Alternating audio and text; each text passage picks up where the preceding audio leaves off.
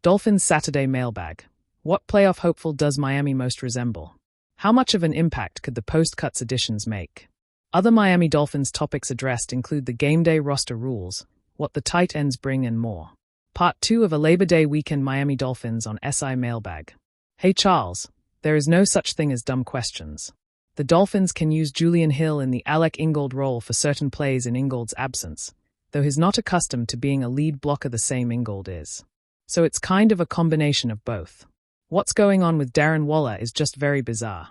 There's zero chance he didn't take a physical before the Dolphins made the trade for him and signed him, and Mike McDaniel and Chris Grier have not once mentioned anything about an injury, even though the question specifically was asked of Grier last week in regards to whether there was some sort of physical issue. The response from both is that Waller needed ramp-up time and they want to make sure he's good for the long haul, but it didn't make the whole situation any less bizarre. Hey THC. The big question here is what teams you consider top 10 teams. I'd still say the Cincinnati Bengals would be the team I'd compare the Dolphins to, with great wide receivers, a shaky offensive line, and questions on defense.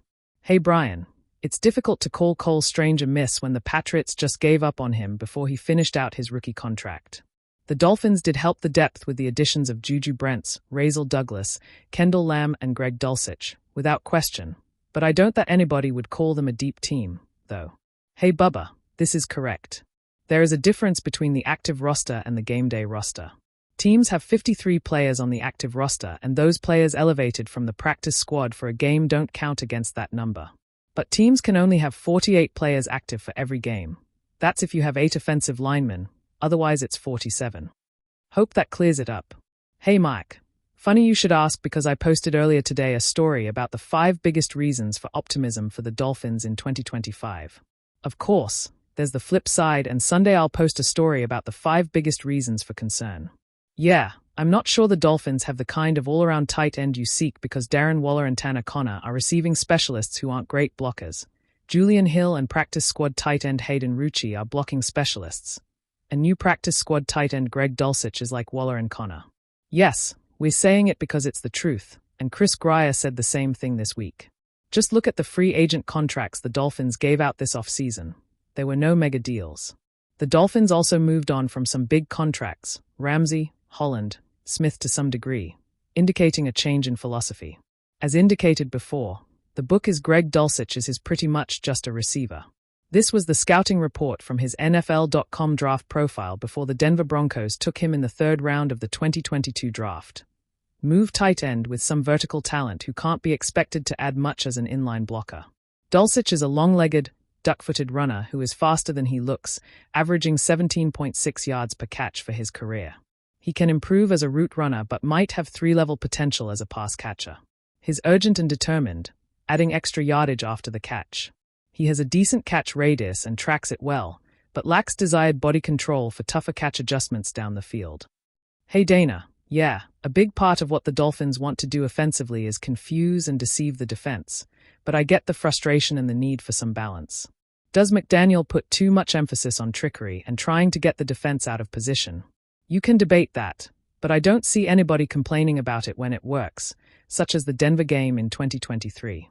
There is some concern, for sure, about how far you can go when that's so much of the offensive identity. Hey Jake, off the top of my head without looking at a roster, I've really enjoyed the media sessions we've had with Ollie Gordon too so far. He's just got this great personality. Willie Gay Jr. also has great exuberance, which always nice. Hey Lloyd, not sure what your question is about. Are you suggesting the Dolphins should have paid Resemble Douglas $2 to $3 million more to make sure he signed in the offseason? Yeah, that's a slippery road and it's not a good way to do business. Maybe Douglas should have just accepted the offer the Dolphins made back then. It works both ways. Besides, Douglas said he didn't sign earlier because of a family situation, so there's that too. Hey Josh, I'm not really on top of who's on the trade market at the moment, so pointing out a trade target is difficult. From the other side, I think Tyreek Hill is somebody to watch around the trade deadline if the Dolphins are out of contention. If Bradley Chubb gets off to a great start, he also could be somebody to watch. And the same goes for Jalen Phillips if the Dolphins make up their mind at some point they don't want to re-sign or franchise him next off-season. South Florida wakes up every Saturday with a mixture of sunshine, cafecito, and questions about its beloved Miami Dolphins. And in this week's edition of the Saturday Mailbag, one theme stands tall above the rest. What playoff hopeful does Miami most resemble right now? It's a fair question. The Dolphins are caught between the electricity of their high-octane offense and the shadows of doubt that come with late-season inconsistency. Fans are hopeful, critics are skeptical, and history whispers both encouragement and warning. So, let's pull apart the layers. Miami's identity in 2025. The Dolphins' modern brand is speed, style, and explosive potential. Tyreek Hill doesn't just run routes.